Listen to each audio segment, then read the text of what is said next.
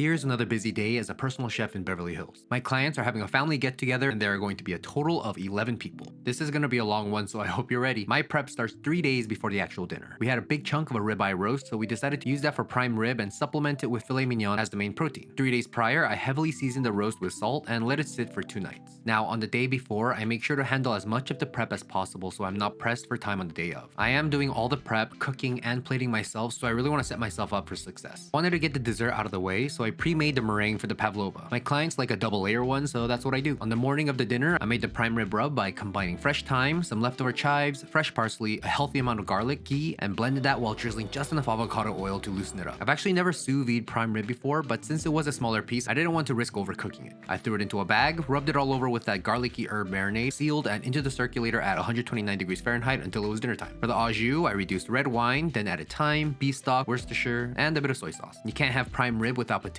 so I peeled, cubed, rinsed, and boiled the potatoes in salted water with rosemary and thyme, reiterating that you should always start your potatoes or any dense root vegetables in cold water so that they cook evenly throughout. We didn't think we had enough prime rib, so I picked up some fillets, seasoned with their favorite mix of salt, garlic powder, onion powder, and mushroom powder. I vacuum sealed them with a pat of butter. When I have a lot of moving parts, I like to sous vide my protein so I can make sure everything is hot and perfectly cooked at the same time. Dinner is still many hours away, so I put that in the fridge for now. I'm going to add that to the circulator for an hour right at the end so that they'll be ready at the same time as the prime rib. I whipped some heavy cream with vanilla paste, sugar, and a pinch of salt to medium peaks. I actually like the whipped cream a little on the softer side for a pavlova. Also quickly whipped up a horseradish sauce with sour cream, horseradish, salt, and fresh lemon juice. Super simple and easy. And if you like your spicier, you can always add more horseradish. With the potatoes done, I drained them, threw them into a bowl, and put them into the fridge to firm up and set. I like them to be on the edge of falling apart. If you guys have been around for a while, you know my clients usually have a very light meal when they know their dinner will be heavy. So they just had some simple fried eggs and toast. To finish the dessert, I spread the sweetened whipped vanilla cream on the first layer of the pavlova with a ton of fresh berries from the farmer's market, topped with the second layer of the pavlova meringue, more whipped cream, and a whole lot of berries. I've asked them if they want some kind of lemon or passion fruit curd on it, but they say they like it simple like this, so I happily oblige. There is one thing that I'm forbidden to show and give the recipe for, and it's this caviar pie. She's been making this for decades, and it's her secret recipe. I layered and set this base the night before so that it can firm up overnight, and on the day of, I stack it high with about 10 ounces of caviar. You hear that?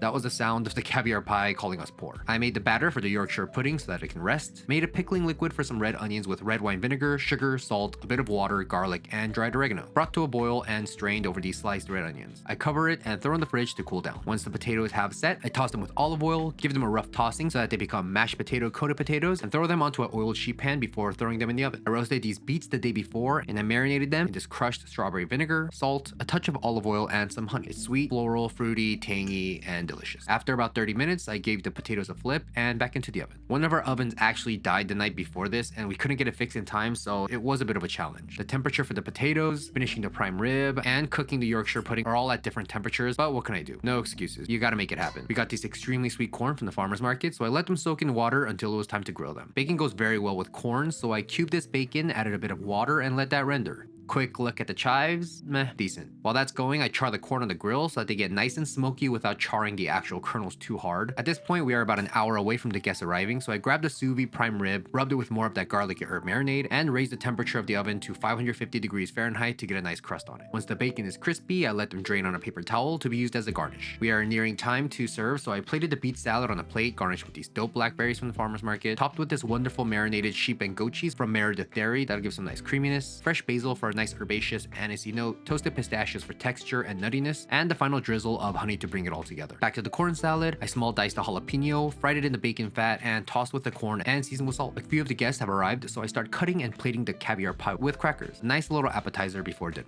It got a bit crazy here, so there's some stuff I didn't film, but I did get this quick clip of me throwing the Yorkshire pudding batter into the preheated mold. It was a family style dinner, so it made it much easier to not have to plate 11 individual plates. I honestly prefer eating and serving food family style. I think it's more fun and interesting. I quickly sliced the prime rib, finished the corn salad with the pickled red onions, crispy bacon, and chives, plate the crispy roasted potatoes. I also grated some Parmesan cheese on top of this, but I didn't film it. There was also some wilted spinach from my client. He likes it plain, so I just blanched them and gave them a quick saute. And finally, here are the Yorkshire pudding. They could have had a bit more of a rise if they had a bit more time to preheat, but they still came out pretty nice. After they finished, I served up the pavlova, finished cleaning, and headed home. I was gassed. The cleanup at the end is honestly the hardest part. Thank God it's Friday.